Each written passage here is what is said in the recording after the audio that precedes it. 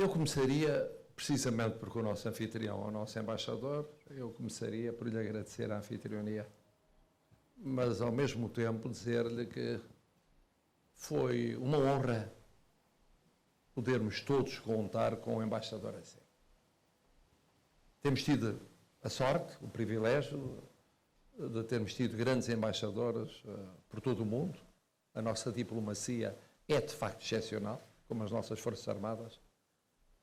Fizemos o que fizemos ao longo dos séculos com base nesses pilares, mas aqui em Angola todos sabemos como é muito difícil ser-se embaixador. Em todas as circunstâncias, mas em particular nas circunstâncias dos últimos anos. Porque o mundo está acelerado no tempo, está imprevisível na substância, no modo, e porque verdadeiramente nós temos a noção de que o espaço ele próprio nos coloca problemas todos os dias em termos de diplomacia, em termos de presença de Portugal. Portugal é uma potência. Nós somos uma potência. Não somos uma potência pelo território físico, não somos uma potência pelas riquezas naturais, tirando o mar, mas somos uma potência pela capacidade universal de termos uma diáspora única, somos uma potência pela capacidade de diálogo que temos, de compreensão dos oceanos, já o disse, dos continentes, das culturas, das civilizações. Temos esse dom. E a diplomacia de uma potência é sempre muito mais complicada do que uma diplomacia de um país que vive confinado em latitudes e longitudes muito limitadas e não tem a visão que nós temos e o peso que nós temos que nos permite ter o Secretário-Geral das Nações Unidas, nos permite ter o Presidente do Conselho Europeu, nos permitiu ter o Presidente da Comissão Europeia, nos permite ter lugares que grandes países europeus nunca tiveram. Eu não quero dizer nomes que eram melindrosos, mas grandes países europeus, alguns dos quais nossos vizinhos, nunca tiveram nenhum desses lugares. E, no entanto, de facto, foram impérios e são realidades muito fortes em termos internacionais. O Sr. Embaixador fez uma embaixada notável. Num tempo que exigia juventude, ele é jovem. Dinamismo, ele é dinâmico. Intuição, ele é intuitivo. Inteligência, ele é inteligente. Brilhantismo, ele é brilhante. Depois, espírito aventureiro, ele tem espírito aventureiro. Depois, capacidade de sonho, ele tem capacidade de sonho. É verdade que parte destes méritos são dele, mas tem uma linhagem. E são dele. O facto de haver na linhagem quem tenha tido vários desses méritos, não retira mérito a quem tem hoje essas capacidades no presente e testemunhou no passado recente. Ele foi tudo isso aqui em Angola. E cada um dos presentes sabe isso. E cada uma das presentes sabe isso. E, portanto, eu queria, na linha do que disse o Sr. Ministro de Estado e dos Negócios Estrangeiros, testemunhar da gratidão de Portugal e dos portugueses por um serviço feito a todos nós. E feito com excelência. Depois, queria dizer-vos uma palavrinha sobre os excessos do Sr. Ministro de Estado e dos Negócios Estrangeiros. Tem uma generosidade excessiva. Já nos conhecemos há muitos anos. Ele tem uma generosidade excessiva quando trata do Presidente da República. Mas eu devo dizer o seguinte, que, de facto, não é fácil ser-se Ministro dos Negócios Estrangeiros hoje. As pessoas pensam o contrário, porque os Ministros dos Negócios Estrangeiros, nas sondagens, vêm sempre em primeiro lugar. Uma por outra vez veio o Primeiro-Ministro em primeiro lugar, mas normalmente vem. Porque não tratam de problemas internos, tratam de problemas externos. E, portanto, as pessoas veem o aspecto positivo e o aspecto negativo. Eu limito-me a dizer só aquele, quando fala do Presidente da República, é generoso em excesso, portanto, há que descontar aquilo que há de lado poético, que ele não esconde na sua maneira de ver as pessoas e as coisas. Mas, sobretudo, o que eu vos queria dizer é duas coisas. Primeiro, porque é que é impossível e os dois oradores anteriores disseram, não haver uma paixão por Angola. São insuspeitos. Sabem, eu costumo dizer que tenho uma segunda pátria que é Moçambique. Portanto, nada como alguém que tem uma segunda pátria que é Moçambique ser insuspeito quando diz que percebe que aquilo que acontece com milhões de portugueses e aqui com muitos milhares neste momento é apaixonarem-se por Angola. O que é que eu percebo isso? Eu percebo isso por razões sanguíneas. Acontece que o meu avô veio das terras de Basto. Eu disse isso num discurso que fiz ao presidente João Lourenço, quando ele esteve em visita oficial, ficou assim, boquiaberto, que eu nunca tinha dito isso.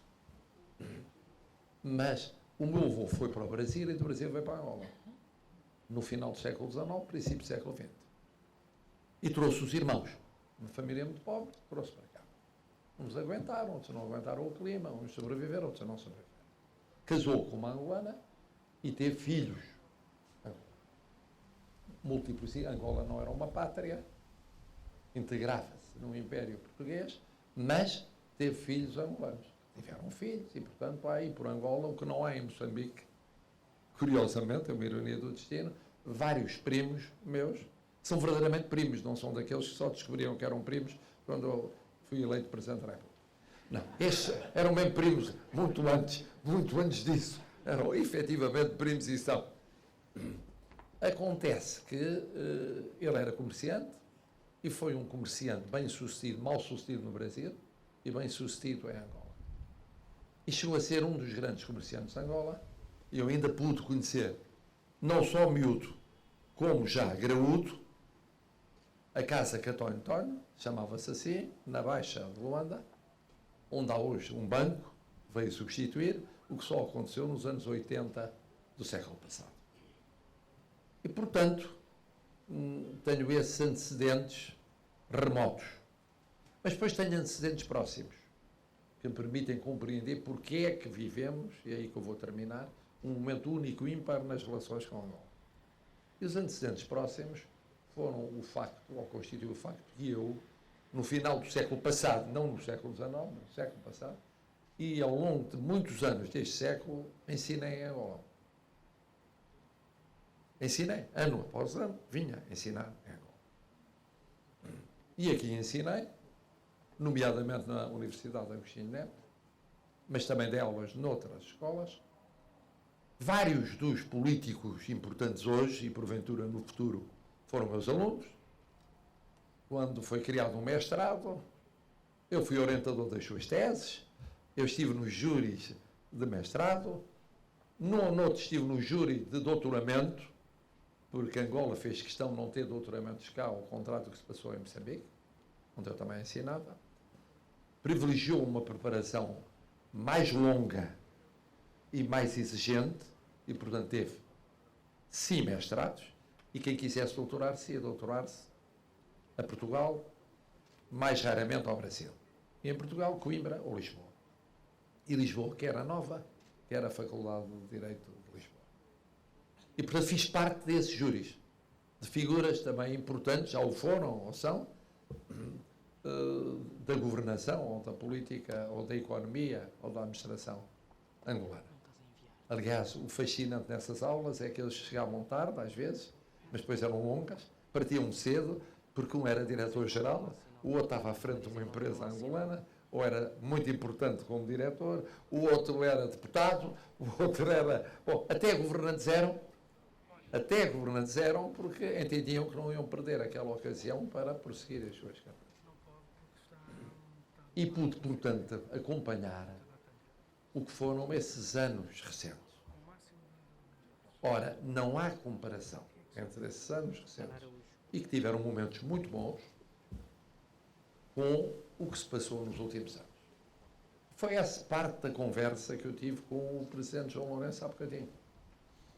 Nós fomos recebidos, naturalmente, na ordem possível, porque, entretanto, iam atrasando as várias audiências.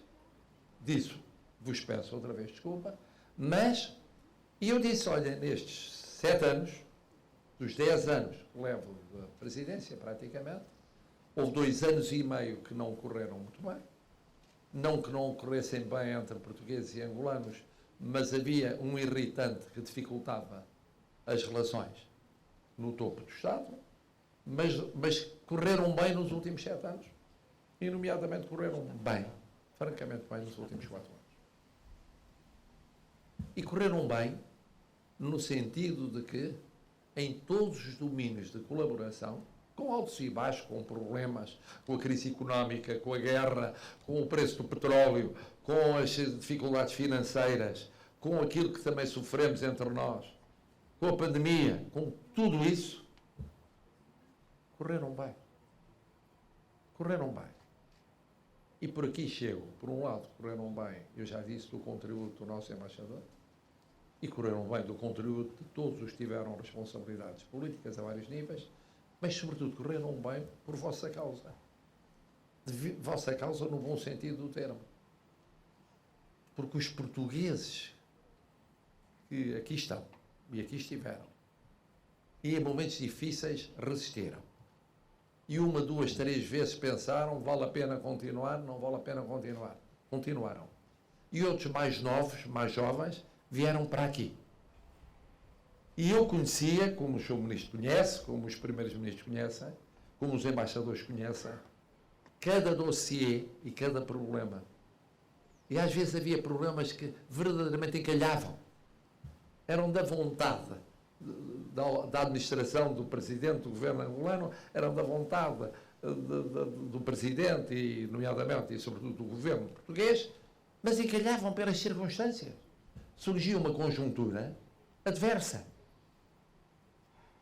que limitava o avanço em processos fundamentais. E o embaixador sabia isso, e os telegramas mostravam às vezes a irritação, a impetuosidade. Mas todos e todas os que estavam cá, e os que estavam cá e que estão cá, não desistiram, nunca. Persistiram. E fomos mais longe em todos os domínios da cooperação. Mais longe. E quando esteve num fórum, o ano passado, em Lisboa, o Presidente João Lourenço fez um apelo para mais investimento, e é fundamental, porque agora é um novo período, porque há de acabar esta guerra, estas guerras que existem hão de acabar, e porque a situação económica há de estabilizar, e a conjuntura há de melhorar. Pois eu estou aqui perante representantes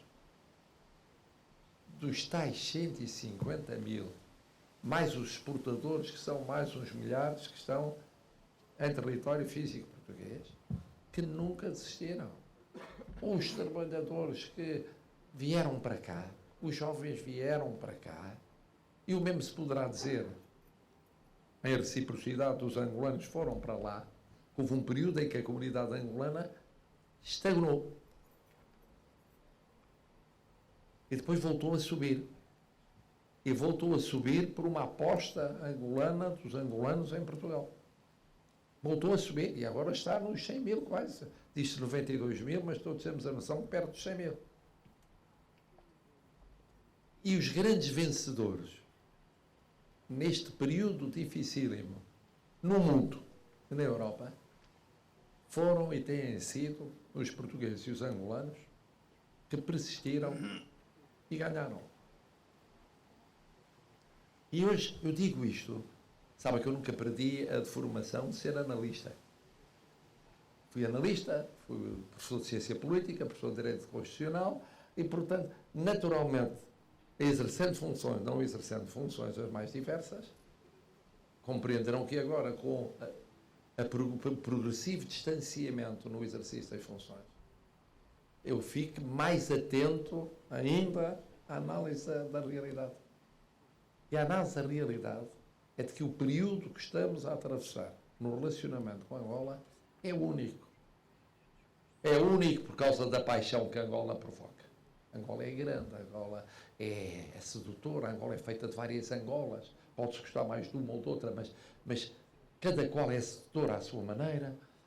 Mas também porque neste momento se percebe que se está a construir o futuro. E está a construir o futuro bem, promissor, para as duas pátrias. Onde é que vão os complexos, os recalcamentos, os ressentimentos, as ofensas, os irritantes do passado? Passaram. Passaram. Há outros irritantes, há outros problemas, há sempre. Mas percebeu-se que aquilo que nos une é muitíssimo mais importante do que aquilo que nos divide. E por isso, nesta que é a última presença minha aqui como Presidente da República Portuguesa, desde já vos digo que não é a última presença como português aqui. Pois eu vinha dar aulas antes, durante décadas, pois eu vinha cá e cultivava as relações mais culturais ou mais fundacionais ou mais pessoais. Não vou deixar de o fazer. Portanto, não vou deixar de acompanhar aquilo que têm feito e vão continuar a realizar pelas duas pátrias. E do mesmo modo que agradeci ao Sr. Embaixador, agradeço muito enfaticamente também a todas e a todos vós. Foram anos, estão a ser anos, espero que tenham o distanciamento para compreender isso, essenciais nas vossas vidas. Compreendam isso. E têm de continuar essenciais. O que é bom para Angola nesta relação é bom para Portugal. O que é bom para Portugal nesta relação é bom para Angola.